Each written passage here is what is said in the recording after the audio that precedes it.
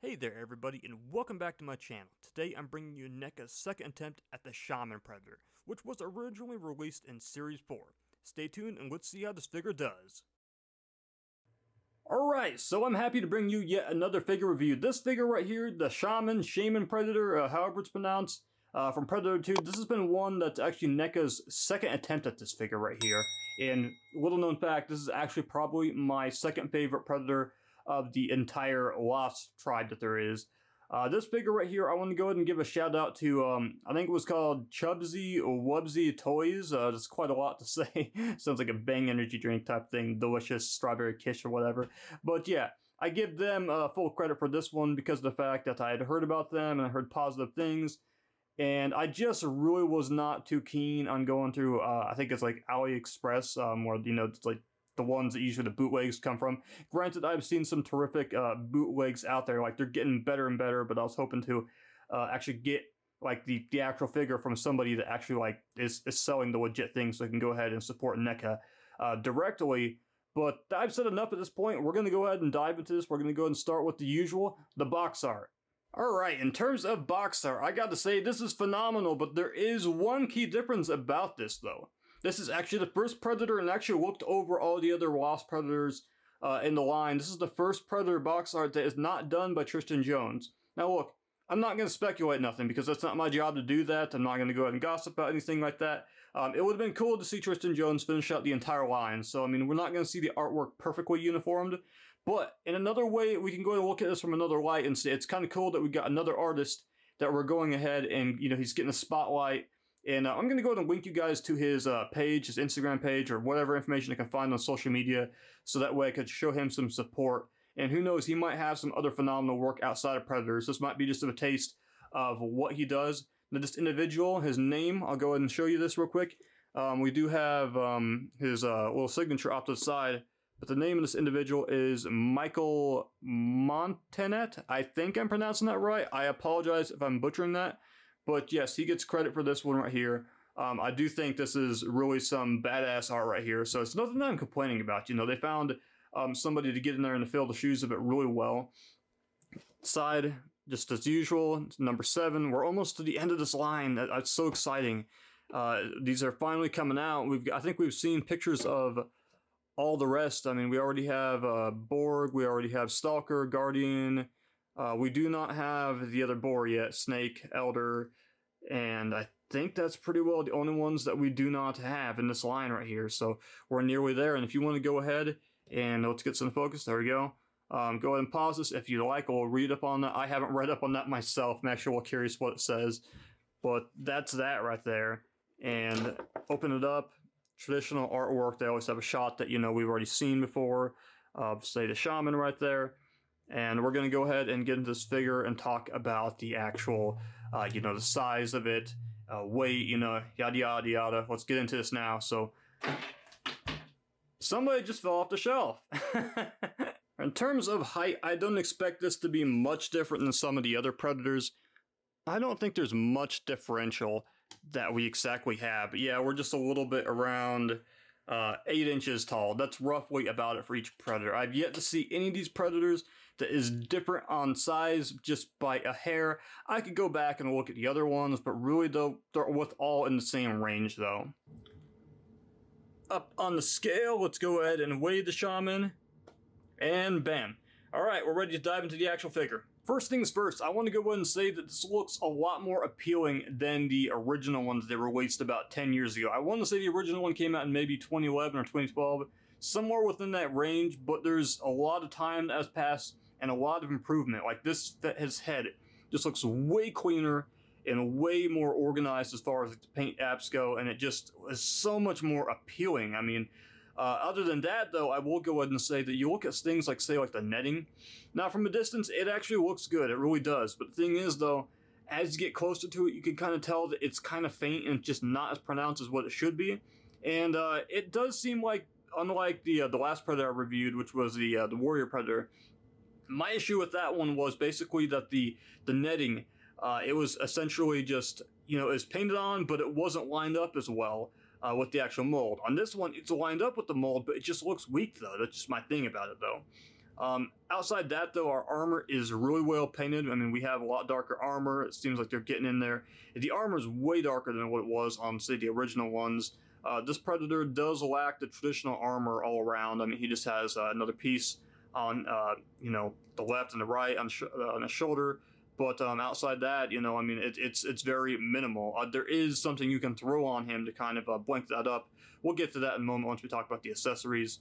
Then for that, we have down here, he does have technically speaking, you could say he does have an area for his disc. Oops, get unfocused. There you go. He does have an area for his disc, but the thing is you can't put your disc in there due to the fact that this little satchel or bag does not flap up, does not move up or nothing like that. So it's just there for looks. Flip it on around. We'll get them long dreadlocks. That's one thing I remember about the Shaman Predator in particular. I think it had the longest dreadlocks of all the Lost Predators. And then for that, finally, you have your armor, which is just, say, like your knee pads. And then after that, the armor that kind of goes around the shin area overall. So, I mean, this is very bare minimum, but I think this is such a badass Predator overall, though. They did a great job with the paint apps. I think that's where NECA is succeeding, but there's just certain areas, like I said, where we have the netting that's kind of suffering a little bit. So I don't know what happened. We were doing so good, and Guardian Predator came out about 2 years ago. And then we come back 2 years later and we're just a little weaker. So it's just something I got to call out on that right there. I do believe inside the mouth, it is a lot stronger too. And this is much better than the Warrior Predator, where they had that weird, it looked like he ate a Smurf or something like that with this weird purple blue or whatever, So there's some things on this particular Predator that definitely got more attention and more love, and I think this is just a more appealing Predator in general to me. That's just me, though. There could be other people that have, different preferences of which ones they like in the Lost Tribe overall. They also added on this little trophy right here around the neck. This was not on the original one or in the movie. I don't think it was. Some of this stuff they kind of added on because this takes place years down the line, and also our mandibles appear to be... You'll see what I mean in a moment. We're going to get closer up and more personal between the original one that came out in Series 4 and this one. And there you go. You just go ahead and kind of apply it how you'd like. I don't think... I was kind of looking at it before I threw it on. I was kind of thinking to myself, is there kind of like, like a certain particular way? I do believe I have it on right. You will kind of notice right here, there's kind of some stitching right there. Either or side, you're going to see it. So it's not like it's technically inside out or the wrong way. This is probably the best way. I do like this thing, but I don't know how often I'm going to go ahead and put it on him. And it is kind of intentionally, kind of tattered and torn a little bit. I suppose if you wanted to, you could get in there and customize that a little deeper, because I feel like it could be a bit more worn. I mean, this to me looks way too fresh and clean and brand new. For the Predator. It doesn't look like it's been through, battles that he's been in. I'm like I said, I'm debating. I'm probably about to work with it a little bit too with the bendy wire. It's a cool idea of what it is, though. It's something new, though. It's just that overall, though, I'm not exactly gonna say that this is how I will display him on the shelf, because the fact that the paint app under here, even though I did criticize the actual netting, it just seems too cool to cover up for the most part. But for some cool photography shots, though, it does give me some ideas. Now we do have this this new head right here, and this is wild right here. It's interesting. It kind of feels like something you would see, kind of like a fan-made type of mask. I mean, it's something that I actually wish that they would go ahead and NECA would just go ahead and say sculpt the mask separately from the head, so we could have a collection of those. They haven't really done that in a while with anybody since I think City Hunter got that treatment. And it does appear to be kind of a separate piece right there. It's unique. It's pretty cool. You get to see the actual Predator's eyes.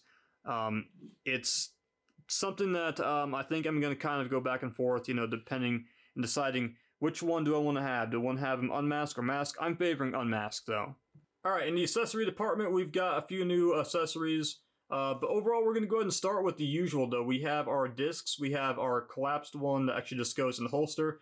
And like I said, there is no actual area to go ahead and put it in the holster. So I'd advise you to go ahead and keep these in the box, unless, say, you've got a fishing tackle box like some collectors do that you throw it in.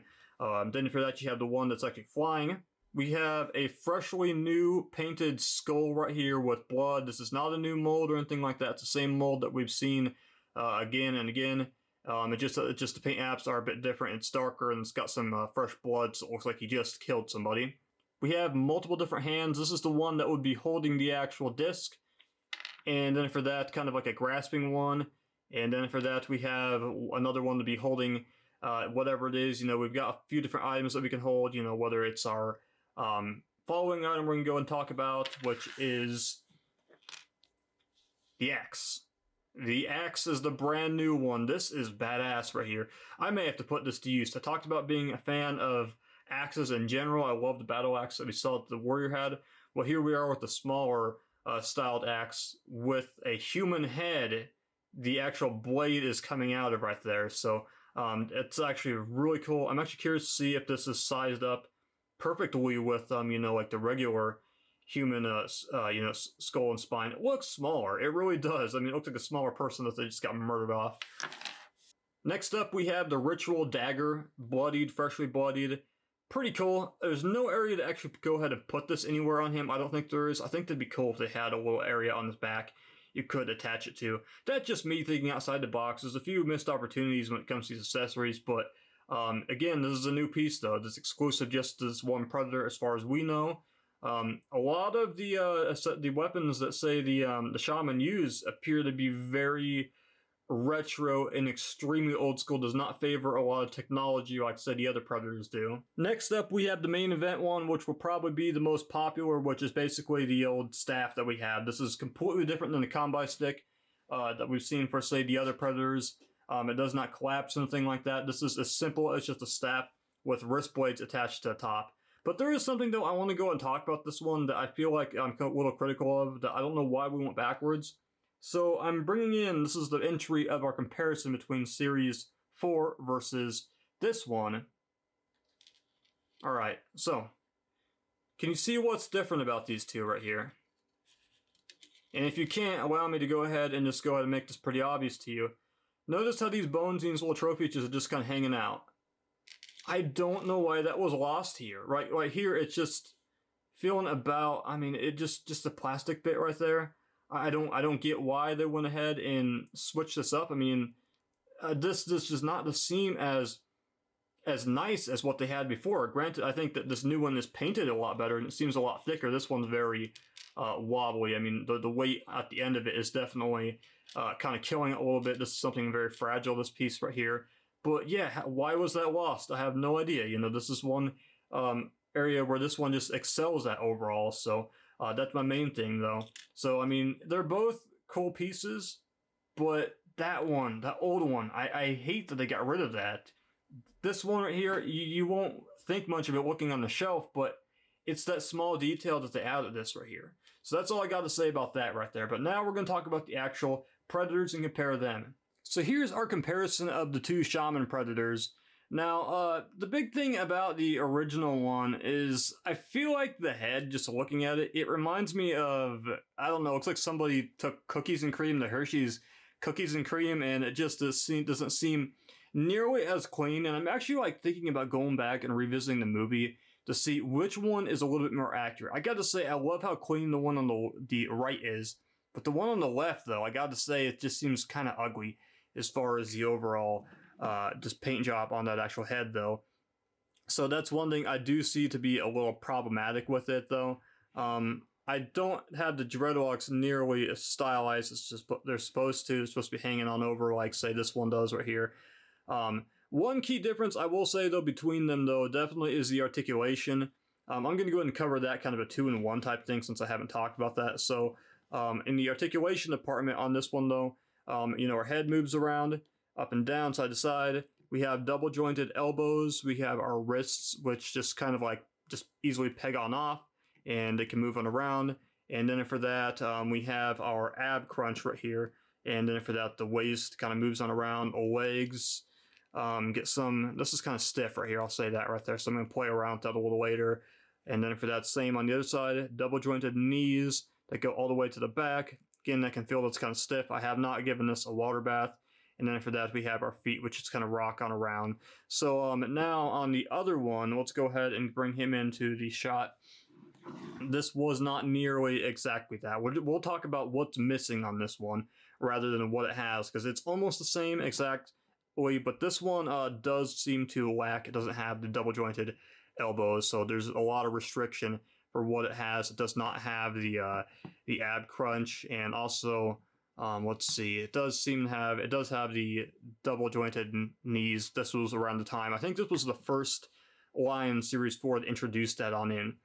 But one thing that I can think of up top of my head, though, that the first thing I noticed that was different on the new one, now our staff, now it was supposed to go right into this hand right here. Now, I'm going to see if this can kind of pick up on it, and it's kind of tough, but if not, in post-production, let's take a picture. I think that's the best I can get. It's simply just a gripping fist hand, but they drilled a hole into it, just so you can go ahead and slide the actual... just so you can go ahead and slide the actual spear into the actual hand, which to me was kind of an inconvenience. So I'm going to go ahead and show you what the problem on this one was.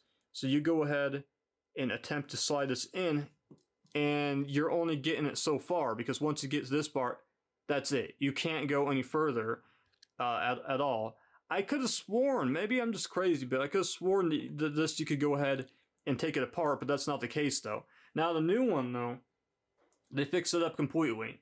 It's done a lot better. They do the traditional route thing, which they probably should have done it that way in the other one in the first place, where you just have a hand that grips. And at that time, I will keep in mind and mention that they were not going ahead and, you know, having like multiple hands. Like literally the only accessory for that other one was the actual staff that it had. They never gave more than one accessory.